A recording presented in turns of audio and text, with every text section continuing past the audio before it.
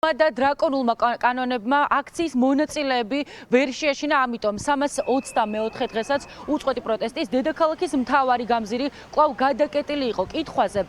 ეშინიათ თუ არა და ელოდებიან თუ არა დაკავებებს, ისინი ერთ და მკაფიო პასუხს უცემენ, ამბობენ, რომ უკვე ძალიან დიდი ხანია ქართული ოცნების არც ერთ კანონს არ აღიარებენ, მათთვის ბიძინა ივანიშვილის გუნდის მიერ მიღებული ნებისმიერი გადაწყვეტილება არის არალეგიტიმური, ამიტომ დარწმუნებულები არიან, რომ ერთადერთი გზა იმისთვის, რათა საქართველოში არსებული ძალიან მძიმე და ჩიხური მდგომარეობა გამოსწორდეს, არის ის, რომ იდგნენ ყოველდღიურად რუსთაველის გამზირზე და გააგრძელონ საკუთარი პოზიციის ღიად და ხმამაღლა დაფიქსირება იმასთან დაკავშირებით, რომ იმისთვის, რათა ქვეყანა ევროპულ რელსებს დაუბრუნდეს, აუცილებელია ქართული ოცნების დასრულება პოლიტიკური თვალსაზრისით.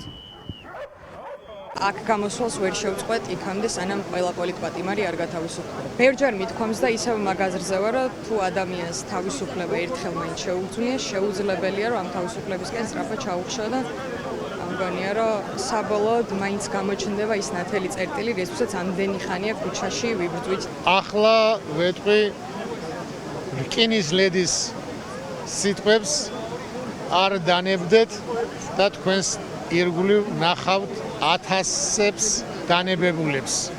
ამიტომ იგივეს ვეტყვი ამ ხალხს არ დანებდნენ, რადგან ეს მთავრობა ყოველ უკანონობას, რაც კი კაცობრიობას ჩაუდენია, აკანონებს ძალიან უკიდურეს მდგომარეობაში არიან და ძალიან მალე ჩამოიშლებიან. აქ ეს პროტესტი უნდა იდგეს, ეს ციხესიმაგრე არის ჩვენი, ეს უნდა დავიცვათ და თუ აქ მოვალთ, აი ელემენტარულად 3000 ადამიანზე ლაპარაკი, 3000 ადამიანი თუ დადგება აქ ივსება ეს სივრცე ისე, რომ ვერანაირი კანონი ამ ადამიანებს ციხისკენ ვერ გაამგზავრებს. თუ რამის დრო არ არის, დღეს არის შიში და შიშის დრო ნამდვილად არ არის, იმიტომ რაც უფრო დავემორჩილებით ამ ზეწოლას, მით უფრო და უფრო საშიში გარემო იქნება ჩვენთვის და ყველასთვის და მით უფრო გამოუვალ სიტუაციამდე მიგვიყვანეთ. არ უნდა დავმორჩილდეთ, იმიტომ რომ ძალადობრივი სისტემა ცდილობს, რომ ესე ვთქვათ, კუთხეში მიგვამწყუდიოს და ჩვენ არა ვართ არც რუსეთი, არც ჩრდილო კორეა, ქართველები ამას ვერანაირად ვერ შევეგუებით. თვითონვე აღნიშნეს, რომ აქამდე არ მოქმედებდა არანაირი მათი მხრიდან განხორციელებული მოქმედება. ამ ყველაფრის ფონზე შეიძლება ითქვას, რომ ქართულ ხალხს მიღებული აქვს გადაწყვეტილება, რომ უნდა ეს ქვეყანა გახდეს დემოკრატიული, დაბრუნდეს კონსტიტუციურ ჩარჩოში. და ის აპირებს ამ გადაწყვეტილების აღსრულებამდე მშვიდობიანად პროტესტს.